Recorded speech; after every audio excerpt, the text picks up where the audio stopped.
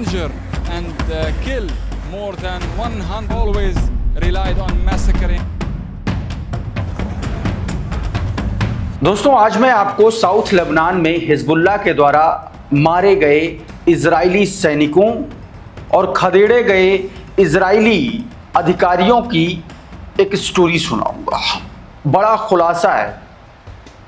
लेबनानी पत्रकार ने जो रिपोर्ट की है उससे इजराइल की दरअसल असल औकात का पता चलता है। वो स्टोरी मैं अभी आपको दिखाऊंगा। साथ में आपको एक और जानकारी दूंगा कि कैसे साउथ लेबनान में इजराइल को मुंह की खानी पड़ी है, बुरी तरीके से हार का सामना करना पड़ा है और झटका डोनाल्ड ट्रंप को भी बहुत तगड़ा लगा है। यूएस सीनेट में एक बिल पास हो गया बिल कि अब वो युद्ध की जो उसकी शक्तियां हैं वो कम कर दी गई हैं, कमजोर कर दी गई हैं। कितना बड़ा झटका है, क्या पूरी कहानी है, इस पर भी बातचीत करेंगे। और बौखलाया इजराइल अब सीरिया की तरफ क्यों ताक झांक कर रहा है उसके बारे में भी जानकारी दूंगा। साथ में कुछ और बड़ी घटनाएं हैं। एक और बड़ी स्टोरी है जो ईरान ने जो अमेरिकी फाइटर जेट को मार गिराया था उससे जुड़ा एक बड़ा खुलासा हुआ है।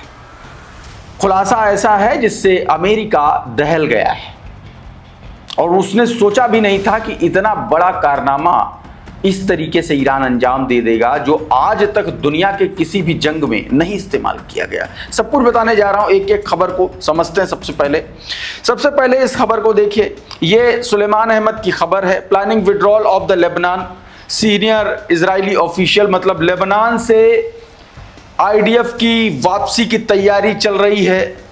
आईडीएफ वहां से साउथ लेबनान से वापस आएगी। एक तरीके से बुरी तरीके से हार का सामना करने के बाद इजराइल के चैनल 13 के हवाले से खबर है और इसमें यह बताया गया कि इजराइल का जो सीनियर ऑफिशियल है उसने बताया, we are preparing for the partial withdrawal from Lebanon से वो आंशिक तौर पर अपनी सेनाओं को वापस बुलाने की तैयारी कर रहा है। इसको थोड़ा सा और विस्तार से समझते हैं। क्रडल का ये ट्वीट देखिए, इसमें जो जानकारी दी गई है वो इंपॉर्टेंट है। इस रिपोर्ट में बताया गया है इजराइल के चैनल 13 के मुताबिक कि इजरायली मीडिया, मतलब ये बताया गया है कि वॉशिंगटन ने जो लेबनान में इजराइल को बिना रोक टोक हमले की इजाजत दी थी उस पर एक तरीके से प्रतिबंध लगा दिया है। कहा गया है कि पहले आपको बिना किसी प्रतिबंध के ऑपरेशन करने का अधिकार था, लेकिन अब वो दौर खत्म हो चुका है। रिपोर्ट के मुताबिक बेंजामिन नेतन्याहू के इस दावे को बड़ा झटका लगा है कि इजराइल को लेबनान में पूरी सैन्य स्वतंत्रता नहीं मिलेगी। नए अमेरिकी निर्देशों के तहत इजराइल सेना केवल येलो लाइन के भीतर सीधे खतरों के खिलाफ कार्रवाई कर सकेगी। अब इजराइल को बेरूत और दक्षिणी शहर टायर जैसे दूरस्थ इलाकों में सैन्य ऑपरेशन की अनुमति नहीं होगी, मतलब वहां पर हमले नहीं कर सकेगा। इजरायली सेना प्रमुख याल जामिर के नेतृत्व में आईडीएफ ने हमास को निरस्त करने के लिए गजा में बड़े सैन्य अभियान पर चर्चा की है। ये भी खबर निकल के सामने आई है। लेकिन सैन्य अधिकारियों को चिंता है कि डोनाल्ड ट्रंप गजा में नए बड़े हमले का विरोध कर सकते हैं और हमास के प्रति अधिक लचीलापन दिखाने का दबाव बना सकते हैं। ये बात मैं क्यों कह रहा हूं, क्योंकि अब्बास अरागची का एक बयान आया बीते दिन और इसमें ईरान की तरफ से खबरें आई कि उसने हमास के डिप्टी चीफ से अब्बास अरागची ने बातचीत की है और उसमें हमास को इस बात का आश्वासन भी दिलाया है कि जो बातचीत चल रही, जो समझौते की डील चल रही, उसमें गजा भी शामिल है, फ़लस्तीन भी शामिल है और ये एक तरीके से आश्वासन दिया कि हम आपको अकेला नहीं छोड़ेंगे। और इसी के बाद अब बुरी तरीके से गजा में भी बौखलाया हुआ है बेंजामिन नेतन्याहू। एक और खबर है दोस्तों, ये एक तरीके से आप कह लीजिए कि इजराइल में जो, माफ कीजिएगा, साउथ लेबनान में जो इजराइल पर पाबंदियां लगी हैं उसको लेकर के है। जरा इस खबर को देखिए। इसमें बताया गया है न्यूयॉर्क टाइम्स की खबर के हवाले से कि इजरायली सेना को नए आदेश जारी किए गए जिसके तहत अब दक्षिणी लेबनान में सैनिक केवल डिफेंसिव कार्रवाई ही कर सकेंगे। आईडीएफ के जवान अब तुरंत खतरा होने पर गोली, जब तुरंत का सामने का खतरा हो तभी गोली चला सकेंगे। बाकी किसी भी कार्रवाई के लिए सेना प्रमुख से विशेष अनुमति लेनी होगी। नए आदेशों के तहत दक्षिणी लेबनान में लौट रहे नागरिकों पर भी वार्निंग शॉट चलाने पर रोक लगा दी गई है। घरों और इंफ्रास्ट्रक्चर को उड़ाने के लिए अब वरिष्ठ अधिकारियों की मंजूरी लेनी पड़ेगी। रिपोर्ट्स के अनुसार इजरायली सेना ने साफ कर दिया है कि अब वो लेबनान में प्रोटेक्टिव स्ट्राइक नीति एक तरीके से नहीं करेगी। मतलब ये जानकारी निकल के सामने है, लेकिन इस जानकारी कितनी पुख्ता है क्योंकि वहां पर हालात समय समय पर मतलब इधर आदेश आया और उधर बदल गया। मैं ये बात क्यों कह रहा हूं, बीते दिन मंगलवार को कई जगहों पर इजराइल ने अटैक किया है और उसमें कुछ लोग मारे भी गए हैं। ऐसी खबर दोस्तों निकल के सामने आई है। जरा इस तस्वीर को देखिए।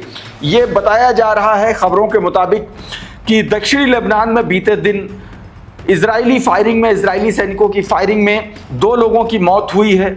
यानी कि जो सीज फायर है वो एक बार फिर से इजराइल ने तोड़ दिया है।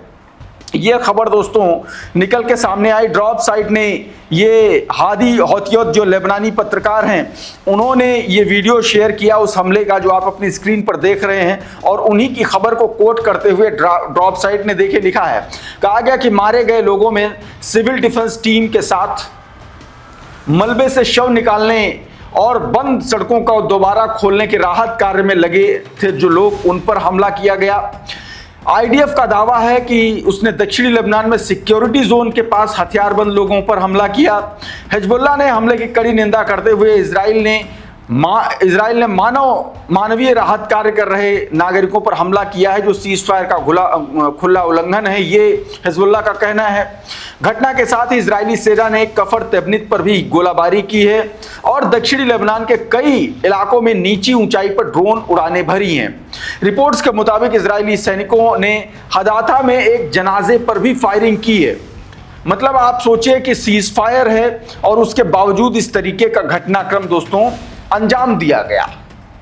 और अब आपको एक खबर और बताता हूं। यह खबर कफर तेबनित और अली अल ताहिर पहाड़ियों में किस तरीके से मौत का कुआं बनी इजरायली सैनिकों के लिए, उसका पूरा का पूरा चिट्ठा दोस्तों जो लेबनानी पत्रकार हैं हादी होतियत उन्होंने अपनी स्क्रीन पर अपने ट्विटर हैंडल पर शेयर किया, जिसको ड्रॉप साइट ने बताया है। आपकी स्क्रीन पर जरा इस ट्वीट को देखिए। इसमें जो जानकारी दी गई है वो बड़ी इंपॉर्टेंट है। इसमें बताया गया, हादी होतियत की रिपोर्ट के अनुसार दक्षिणी लेबनान के अली अल ताहिर हाइट इलाके में पिछले 2 हफ्तों में भीषण लड़ाई चल रही थी, जहां हिजबुल्लाह ने बार बार इजरायली सेना को पीछे धकेला। कैसे धकेला ये सुनिएगा जरा, बहुत रोचक कहानी है। दावा के मुताबिक इजराइल की सेना लगातार अली अल ताहिर हाइट पर कब्जा करने की कोशिश कर रही थी क्योंकि ये पहाड़ी नेबतिया पर रणनीतिक नजर रखती हैं। रिपोर्ट के मुताबिक हिजबुल्लाह ने रात दर रात जवाबी हमले करते हुए टैंक और आर्मर्ड व्हीकल तबाह कर दिए। दावा किया गया कि आईडीएफ की 52nd बटालियन के कमांडर और उसकी टीम को एंटी टैंक गाइडेड मिसाइल और ड्रोन हमले में मार गिराया गया। यह खबर मैंने आपको दिखाई भी थी, इस पर वीडियो भी किया था। आगे इसमें दावा किया गया कि रिपोर्ट के अनुसार हालात इतने बिगड़े कि इजराइल को सीज फायर मैकेनिज्म के जरिए अपने अधिकारियों के शव वापस लेने की हिजबुल्लाह से अपील करनी पड़ी। मतलब इतना बुरी तरीके से मारा कि इजराइल को सीज फायर करना पड़ा, फिर हिजबुल्लाह के आगे गिड़गिड़ाना पड़ा और उसके बाद उनके शव जो है वापस किए गए। ये घनघोर बेइज्जती हुई इजराइल की। इसके बाद दोस्तों बताया गया कि युद्ध क्षेत्र में असफल रहने के बाद इजराइल ने कथित तौर पर लेबनान के रिहायशी इलाकों में बमबारी शुरू की। रिपोर्ट के अनुसार 1000 से 2000 पाउंड के अमेरिकी मेड बॉम्ब का इस्तेमाल किया गया। दक्षिणी लेबनान के कई इलाकों पर बौखलाए इजराइल ने हमला किया, जिसमें नेबतिया, हरौफ, दियोर, शर्किया और कफजोज जैसे जो इलाके हैं वो शामिल हैं। और कहा गया कि इसी लड़ाई के दौरान लगभग 48 घंटे में 150 से ज्यादा लेबनानी नागरिकों को मार दिया। इजराइल ने यह दावा पत्रकार की तरफ से दोस्तों किया गया है। मतलब आप सोचिए कि इतनी भयंकर बेइज्जती के बावजूद इजराइल ने बेगुनाहों पर अटैक किया। उधर एक और खबर है सीरियाई बॉर्डर से लेकर के, ये एक वीडियो निकल के सामने आया। खबर है अल जजीरा के हवाले से, जिसमें दावा किया गया कि इजरायली सैनिक और मार्कवा टैंक जो हैं वो सीरिया से लगे इलाकों में एक तरीके से वहां पर देखे गए हैं। मतलब इसको एक तरीके से थ्रेट के तौर पर देखा जा रहा है, ये जानकारी दी गई है। अल जजीरा के इस वीडियो में साफ तौर पर आप देख सकते हैं कि वहां पर सैनिकों की तैनाती है, वहां पर मरकावा टैंक का मौजूदगी नजर आ रही है। ये वीडियो सीधे तौर पर मतलब निकल के सामने आया है। अल जजीरा बता रहा है कि Israeli troops and 2 Merkava tank have been spotted in the Syrian countryside near Quneitra city. Quneitra city जो है सीरिया का, वहां पर ये नजर आए। The inclusion is another violation of the 1974 disengagement agreement. मतलब 1974 के डिसएंगेजमेंट एग्रीमेंट का ये सीधा सीधा उल्लंघन जो है बताया जा रहा है। उधर दोस्तों डोनाल्ड ट्रंप को भी एक बड़ा और तगड़ा झटका लगा है। डोनाल्ड ट्रंप को अमेरिकी संसद में बहुत बड़ा झटका लगा है। टॉप साइड की इस खबर को देखिए, जो उसने अमेरिकी ऑफिशियल्स के एक तरीके से ट्वीट को कोट करते हुए बताया, जानकारी दी गई है।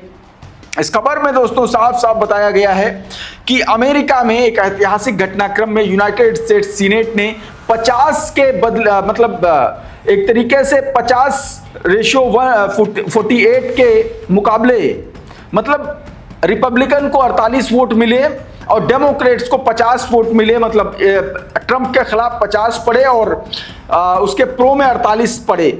और ये जो रेजोल्यूशन पास हुआ, ये पास हुआ है ईरान पर किए जाने वाले हमले, उसके खिलाफ छेड़ी गई जंग के खिलाफ। बताया गया कि 50-48 वोटों से सांसद जॉर्जी मीक द्वारा लाए गए वॉर पावर रेजोल्यूशन को मंजूरी दे दी गई। इस प्रस्ताव में राष्ट्रपति डोनाल्ड ट्रंप को ईरान के खिलाफ अमेरिकी सैन्य कार्रवाई समाप्त करने का निर्देश दिया गया। यह 1973 के वॉर पावर रेजोल्यूशन के पहली बार है जब अमेरिकी कांग्रेस ने, दोनों सदनों ने राष्ट्रपति की युद्ध शक्तियों को सीमित करने वाला प्रस्ताव पारित कर दिया। इस वोटिंग में 4 रिपब्लिकन सांसदों ने भी डेमोक्रेट का साथ दिया। मतलब ट्रंप की पार्टी के लोगों ने भी डेमोक्रेट्स का साथ दिया। इससे यह बात साफ जाहिर होती है कि वॉशिंगटन में स्थितियां बहुत गंभीर हैं। डोनाल्ड ट्रंप के साथ उनकी ही पार्टियों के सदस्य और सांसद नहीं खड़े हुए हैं, सीनेटर्स नहीं खड़े हुए हैं। तो ये दोस्तों एक डोनाल्ड ट्रंप के लिए बड़ा झटका माना जा रहा है। ये उससे जुड़ी तस्वीरें, जब सीनेटर्स उसका बिल पास कर रहे थे अमेरिकी सीनेट में, ये उस दौरान की तस्वीरें हैं। स्पुतनिक ने ये वीडियो अपने ट्विटर हैंडल पर शेयर किया है। उधर डोनाल्ड ट्रंप से ईरान के उस दावे पर सवाल किया गया जिसमें ईरान ने डोनाल्ड ट्रंप के उस दावे को खारिज किया था कि IAEA की कोई भी मौजूदगी, कोई भी उससे जुड़ा नया एक तरीके से कमिटमेंट नहीं किया गया। डोनाल्ड ट्रंप से जब सवाल किया गया तो क्या कुछ डोनाल्ड ट्रंप ने कहा, सुनिए जरा। They're wrong. They know they're wrong. They told us inside and we have it down 100% inspections. इसी को लेकर के मधुरेंद्र कुमार ने ट्वीट किया, आपकी स्क्रीन पर बताया कि IAEA निरीक्षणों पर ट्रंप का दावा, ईरान के बयान को गलत बताया। एक पत्रकार द्वारा पूछे जाने पर ईरान कह रहा है कि IAEA निरीक्षकों की कोई निर्धारित यात्रा नहीं है। राष्ट्रपति डोनाल्ड ट्रंप ने कहा कि वो गलत हैं। ट्रंप ने दावा किया निरीक्षण इस व्यवस्था समझौते का हिस्सा है और अमेरिका के पास इसकी पूरी जानकारी है। उन्होंने कहा कि हमें अंदर की एक तरीके से, ये ईरान को कोट करते हुए डोनाल्ड ट्रंप ने कहा कि उन्होंने हमें अंदर ही अंदर इसकी जानकारी दी है और हमारे पास 100% दर्ज है, निरीक्षण होंगे। डोनाल्ड ट्रंप ने आगे कहा कि अगर वो सही होते तो मैं अभी इसी वक्त बैठकों को रद्द कर देता। मतलब एक बार फिर से डोनाल्ड ट्रंप ने वही पुरानी धमकी वाला रास्ता अख्तियार किया है।